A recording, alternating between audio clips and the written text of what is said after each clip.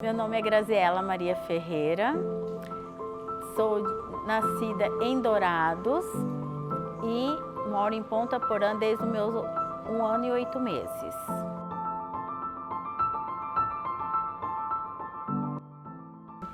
Então, a minha infância foi assim, muito boa, porém também tudo muito precoce, né? Meus pais também foram assim muito exigentes comigo assim na área de eles não me soltava tanto assim, né? Mas porém eu comecei a viajar muito cedo para fora do Brasil. Então eu comecei a viajar, eu já tinha 12 anos. Então eu tive uma infância, uma adolescência muito boa. Meu sonho, que eu lembro, assim, quando eu era adolescente, eu falava que eu ia querer ser veterinária. Porém, quando eu pensava assim, veterinária é só cuidar, fazer carinho nos bichinhos, alguma coisa assim. Quando eu pensei, assim, que me falaram que eu teria que fazer cirurgia e algo mais, aí eu falei, não é pra mim. Porque eu nunca, na minha vida, passou, assim, de eu fazer algo que puxasse a medicina, né? Porque eu sou uma pessoa que não tenho reação quando vejo sangue. Então, a medicina para mim era totalmente uma carta fora do baralho. Engravidei com 15 anos, casei cedo também, então, enfim, minha vida foi muito precoce.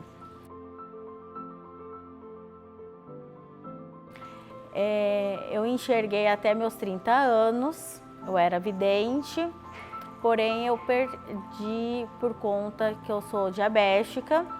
Eu tive que fazer uma cirurgia de vitrectomia e a minha retina descolou.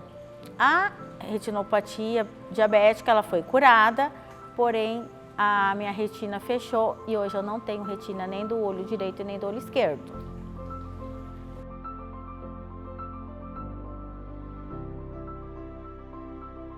Então, eu até depois, eu escrevi até um livro, eu vou te dar depois, contando toda essa minha parte, antes de eu perder a visão e depois que eu perdi a visão.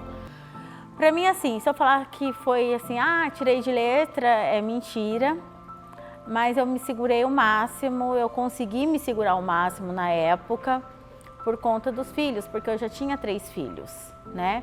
E por causa de pai, de mãe, de irmã e da minha avó, que ainda era viva. Então, assim, eu queria muito passar para eles que eu estava bem, porque eles estavam mal. Eles demonstravam que eles estavam pior do que eu, entendeu? Então, eu achava que eu tinha que equilibrar. Eu fui dar conta disso depois de 7 anos de cegueira. Aí que eu entrei meio que em pânico, né? Aí eu tive uma recaída, entrei em depressão, mas eu nunca fiquei parada também. Nesses 13 anos sem visão, eu fiz muito mais coisa do que com 30 anos enxergando.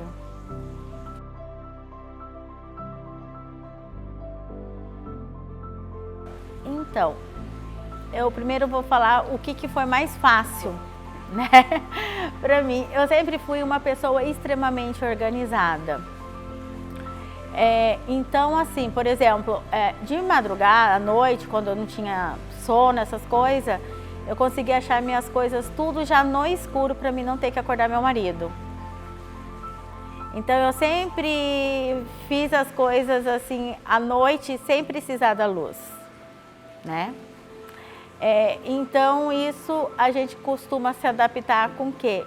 Com as pessoas que estão ao seu redor, que se torna mais difícil quando tira as coisas do lugar. O que para mim é mais difícil também é eu chegar em certos ambientes e eu conheço as pessoas pela voz, e aí essas pessoas não vêm até mim falar comigo, entendeu? E eu sei que elas me conhecem. para mim eu acho que é o mais difícil isso.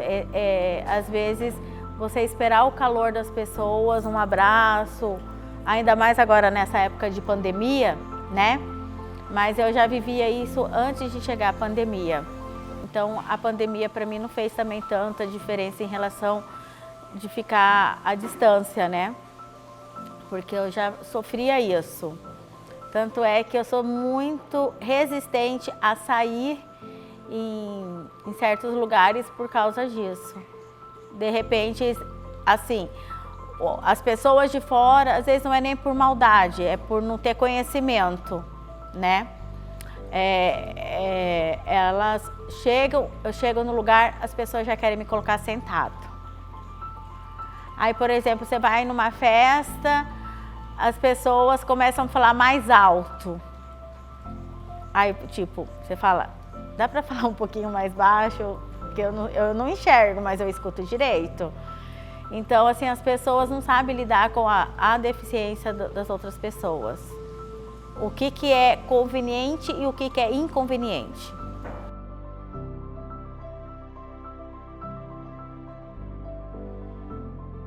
Tenho 3 filhos. É engraçado, porque você falou até da rádio, né? Eu fui para cobrir um amigo meu, porque ele era candidato a vereador, e aí eu tinha que escolher um nome para ser a chamada da rádio. E aí, Graziela Ferreira, eu acho muito... não tem aquela força, né? O meu colega falando.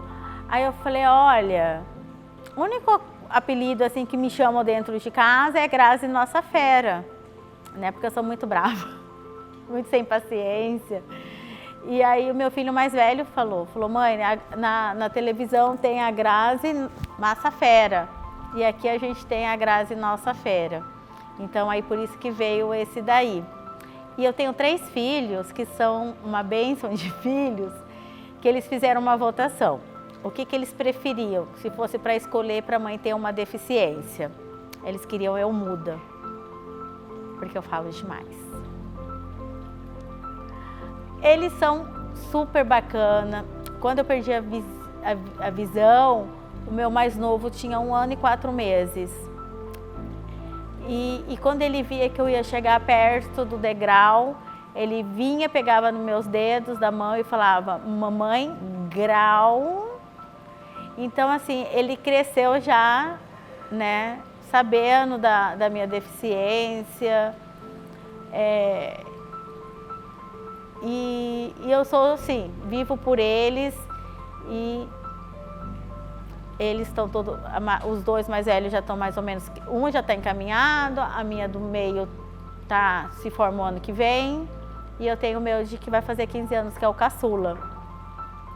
Então, assim, eu só tenho gratidão a Deus mesmo por ter me presenteado por esses 3 filhos maravilhosos.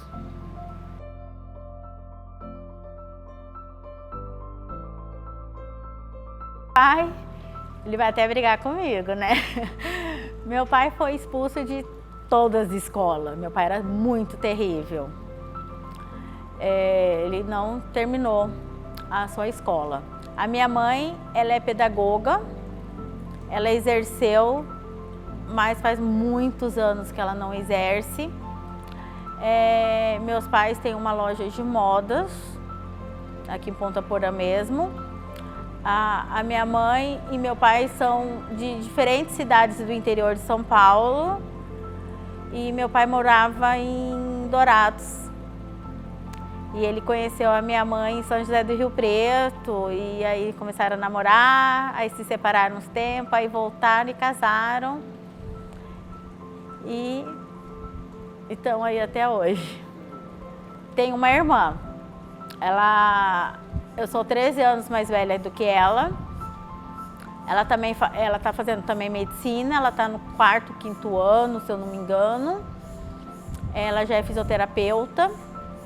Ela já se formou, estamos juntas aí abrindo uma clínica para inaugurar agora começo de maio. E não tive tanto contato na infância, porque ela veio, quando ela nasceu, veio, né, assim, ao mundo para ser minha irmãzinha, eu já tinha 13 anos. E como eu te falei, eu era muito precoce. Engravidei já com 14, meu filho com ela tem a diferença de 3 anos.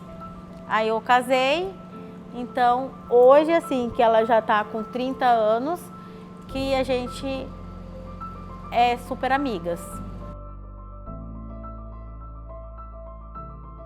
Nunca passou na minha cabeça, nunca mesmo. Sempre foi uma coisa muito distante mesmo. Mais ou menos entre Ponta Porã e Sergipe, que é longe pra caramba, né? Mas tipo, nunca passou na minha cabeça. Quando eu enxergava, eu trabalhava com artesanato, sempre gostei muito de artesanato. Então sempre trabalhei com as mãos, né? Então para mim sempre o artesanato, eu já fiz tudo que você imaginar, eu já fiz na área de artesanato. E quando eu perdi a visão, eu fui numa colega minha que faz sobrancelha e ela falou para mim assim, Gra, e ela é esteticista. Eu fui no congresso em São Paulo e quem deu a palestra foi um deficiente visual. E por que você não trabalha com isso? Pai, faz cursos. Isso um ano depois que eu perdi a visão. Tive essa conversa. Eu falei, não, mas não tem nada a ver, tal. Aí eu comecei a me interessar por massagem. Fui, fiz um curso, gostei, eu ia abrir uma clínica. Aí a minha avó ficou doente, ficou um mês na UTI, teve que vir pra cá, ficou comigo, tal. Eu falei, não é a hora ainda. Aí nisso, eu fui pra Cusco. Uma energia fantástica. Aí eu peguei, voltei, falei, agora é a hora de eu abrir minha clínica. Aí eu abri a minha primeira salinha, que foi no ECAP, né? Que é um Instituto Esportivo para Deficiente Físico de Ponta Porã. E aí eu entrei no ECAP e tal, e aí a sede fechou. E aí eu fui para uma outra clínica, para Vitale, e lá eu fiquei 2 anos. Fechei essa minha temporada agora.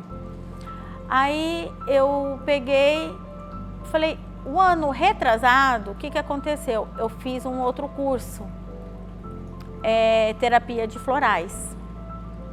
Foram 2 anos de curso.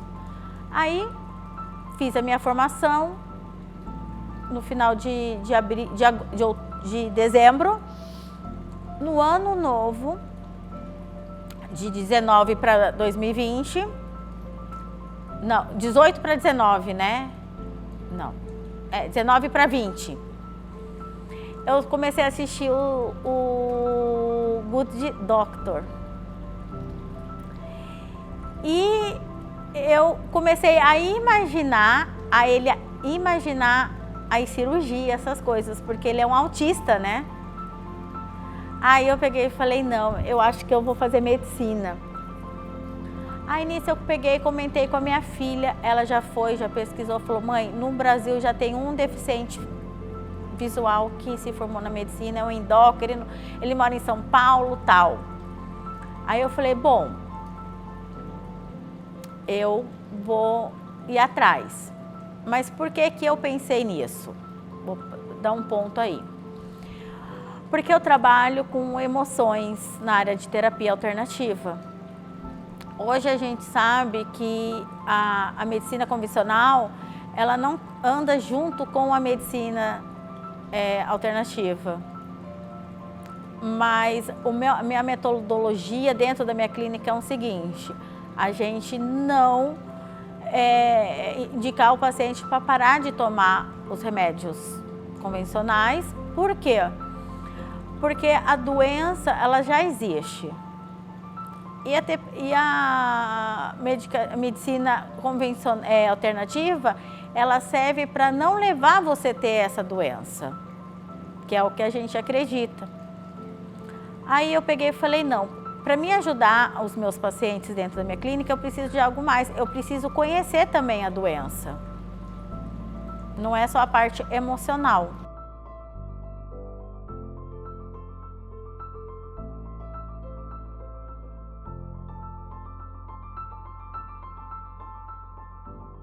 o porquê a USPJC? Você falou que já conhecia ela? Justamente por isso. Para ser familiar. Algo familiar. Primeiro assim, eu nem sabia a metodologia da UAS, porque ela é totalmente família, né? Ela é acolhedora, né? Mas eu acho muito bacana, porque ali você vê, ali eles não pregam uma religião. Ali, se você é católico, você tem... Agora que não por conta da pandemia, mas lá tem para as reuniões para católico, para evangélico, para espírita. E para quem não acredita em nada, que assim, né? Não fica assim aquela coisa assim, você tem que... Eles não impõem uma religião. E tem também palestra com um filósofo. Então, abrange todas as áreas. E eu não sabia dessa parte familiar deles. Era mais porque eu conhecia a Ângela e a Dora, né? E aí, para mim, foi assim, foi muito... Para mim, acho que foi pior do que prestar um vestibular. Vou te falar por quê. Eu passei por entrevista para mim ver se eu estava apta para entrar para medicina, né? Então, eu passei primeiro pelos professores, depois pelo Dr. Medina e depois pelo Dr. Edson. Então, cada entrevista para mim era um sofrimento, assim, de expectativa. Não era nem um sofrimento, era de uma expectativa, porque eu não poderia estar lá mentindo. E a primeira pergunta que me perguntaram, se a medicina era o meu sonho. Eu falei que não era o meu sonho, mas que hoje se tornou um sonho, né? E qual que seria e por que a medicina? Aí eu falei assim, porque eu quero salvar, meu objetivo é salvar vidas. Aí falou assim, bom, então aí você já tem 70% que você está preparada para entrar na medicina, porque muitas vezes chega a pessoa aqui, fala porque o pai obrigou, porque quer para ganhar dinheiro, né? Que acha bonito. E você foi sincera que não era teu sonho, mas que se tornou seu sonho e que você quer salvar vidas. Lógico que assusta, né? Você acaba tendo uma cobrança. Eu sempre fui muito de cobrar de mim, mas hoje é muito mais porque você fala, você tá fazendo medicina? Tô. Mas como assim? Né? Aí até eu mexo. Falei assim, olha, eu preciso de um cobaia, eu tenho que furar, tal. Você topa? Não, você tá louca? Mas você vê assim, quando é porque tem medo também, né? Da agulha, e quando não tem confiança a um deficiente visual. E o doutor Medina falou para mim assim, Graziela, você acha que você vai estar livre de cirurgia, alguma coisa assim? Alguma coisa você vai fazer. Porque pensa um pouco, ele falou, como você acha que a gente enxerga uma veia, uma artéria no meio de um sangue? É tudo um tato, você tem que pegar para sentir, né? Então você vai ter essa experiência de pegar numa veia, numa artéria, ver a diferença de uma para outra. E outra, parte clínico é tudo de escutar. Você sabia disso? Eu falei, não. Ele falou, então, nós médicos não usamos 100% só a visão.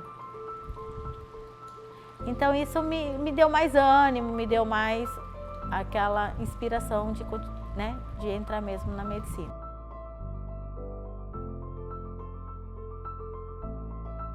Eu falo para você que eu sou muito, de repente, atrevida. Porque a história do meu livro foi assim,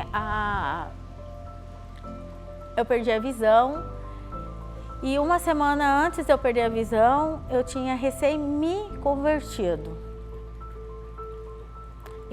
E eu fui muito bem preparada para isso, eu acredito, porque na época eu poderia me revoltar contra Deus. Mas em nenhum momento eu acreditava assim, que não era culpa de Deus, não era castigo, não era nada disso que muitas vezes as pessoas pregam, né? Então eu fui muito bem preparada. E eu quis contar essa história minha antes de eu me converter e depois que eu me converti, que começa nos meus 15 anos também, desde quando eu fiquei sabendo que eu estava grávida, começa tudo aí da minha gestação, que aí eu fiquei diabética no final da minha gestação, tudo. E eu estava indo para Ribeirão Preto levar meus filhos no oftalmologista. E eu estava escutando, não sei se você já ouviu falar do André Valadão, cantor gospel. Ele é uma referência na área gospel. E eu peguei e estava escutando a música, eu precisava colocar o nome do meu livro. E tem uma parte da música que ele falava assim, pela fé eu posso enxergar. Aí eu falei, fechou, o nome do meu livro, Pela Fé Eu Posso Enxergar. Fechei. E eu que eu te falei que eu não sei se é ousadia ou atrevimento, falei, eu vou levar esse cantor no meu lançamento do meu livro em Ponta Porã. Cheguei em Ribeirão Preto, entrei em contato com a empresária dele. Aí a empresária dele, que é a sogra dele, falou, olha, Graziela, ele não faz esse tipo de coisa, até hoje ele não faz nem mais casamento e tal, mas eu vou conversar com ele. Eu falei, não interessa, eu preciso dele no lançamento do meu livro. Aí ela me deu a resposta, que ele topou, que ele viria, e ele veio para o lançamento do meu livro. Num clube, tive que fechar as portas, porque entrou mais de quase 3.100 pessoas por aí, não cabia mais gente, tive que fechar as portas para o lançamento do livro. Então, assim, foi muito bacana mesmo. Esse livro foi para o Brasil inteiro, ele é reconhecido na Academia de Letras. Eu tenho minha editora, né, que pegou o projeto, tudo tal. E é legal porque sempre você escuta alguém chegando e falando assim, Gra, teu livro é um livro de autoajuda. Quando eu não estou bem, eu já reli, e ele é um livro bem bacana mesmo, porque ele é 33 capítulos e ele fala muito bem a minha história, tudo que a superação, a dificuldade, e é muito bom, sabe, você saber. E nesse dia do lançamento também foram muita gente que era viciado em drogas. E aí, depois de muito tempo, ainda eu fiquei sabendo que as pessoas tinham sido libertadas, que não voltou mais nas drogas, que saiu da rua. Então, para mim, assim, foi uma coisa muito bacana. Aí, eu comecei a escrever um outro livro, porém eu parei. Já faz, acho que uns 2 anos que eu parei. Fiz só um capítulo, que fala sobre do amor, né, com os outros, mas eu não dei continuidade. Mas ainda assim eu tenho projetos ainda mais de 2 livros, mas eu acho que ainda não é o tempo certo.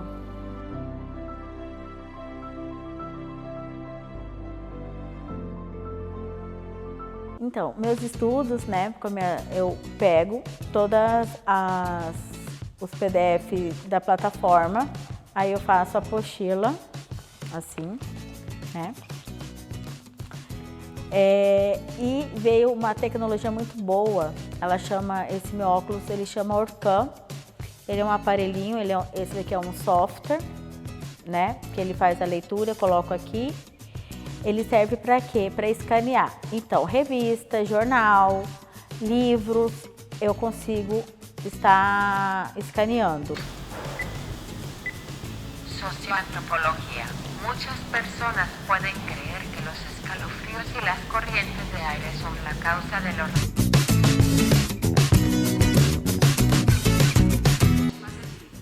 Aí, quando vai para entrar nas aulas online, eu entro aqui no VAR.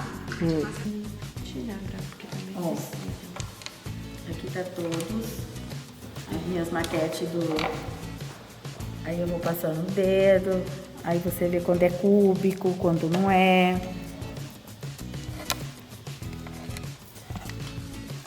Aí aqui tem, é a textura, ó.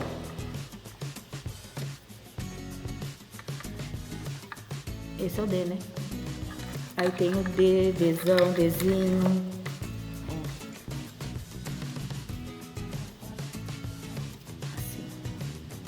Assim. Tá certo? Assim. E aí tem o H, o Hzão, Hzinho, Azão, Azinho. E esse é o meu método que eu estudei para biologia.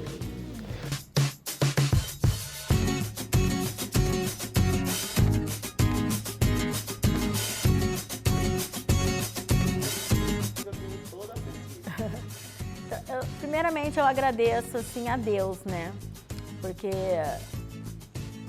Deus eu acho que é o começo de tudo, o princípio de tudo.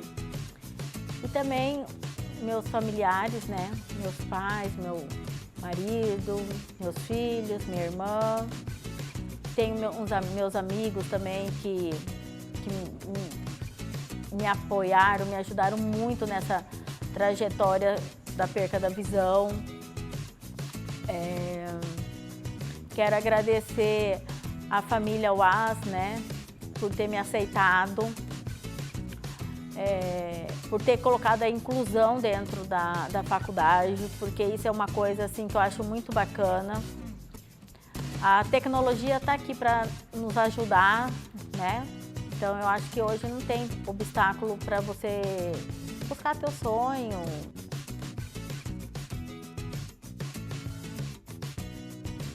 Primeiramente, eu acho assim que não tem que desistir do seu sonho, que não é o lugar que vai se tornar quem você já é e a essência que você tem, né? Que onde você estiver, você vai ser você mesmo. Eu falo o seguinte, independente de lugar, de faculdade, de país, né? Eu acho que quem faz a diferença é o aluno. A metodologia é o mesmo, os livros é o mesmo, as matérias são os mesmos. Depende de você mesmo ser quem você vai ser, né? Quem você vai querer ser. Pela fé posso clamar, pela fé posso enxergar, pela fé posso tocar.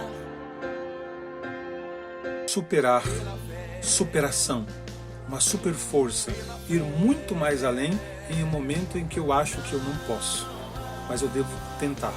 Às vezes você ou eu se pergunta por que sofro, enquanto que na verdade a verdadeira pergunta deveria ser como é que eu vou sofrer. Eu não posso escolher a dor quando ela vem até mim, mas se a dor veio, se ela chegou, eu tenho que me perguntar de como é que eu vou passar esse momento, porque vai passar, mas eu preciso saber qual a melhor maneira que eu posso ultrapassar esse momento.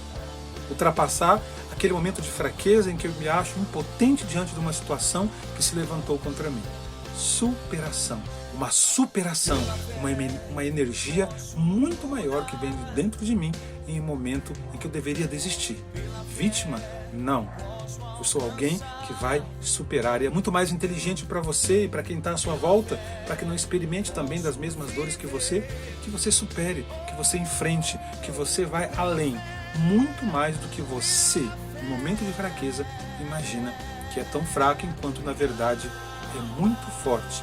Não deixe que a vida sepulte mais do que a morte, porque às vezes é isso que acontece com a gente. Em vida, nós nos sentimos sepultados, enquanto que, na verdade, nós somos convidados a viver uma força muito maior que nós não imaginamos que temos, mas nós temos. Convido você a superar uma super ação diante de uma situação ou outra. A pergunta não é por que eu sofro, mas é como é que eu vou sofrer para vencer.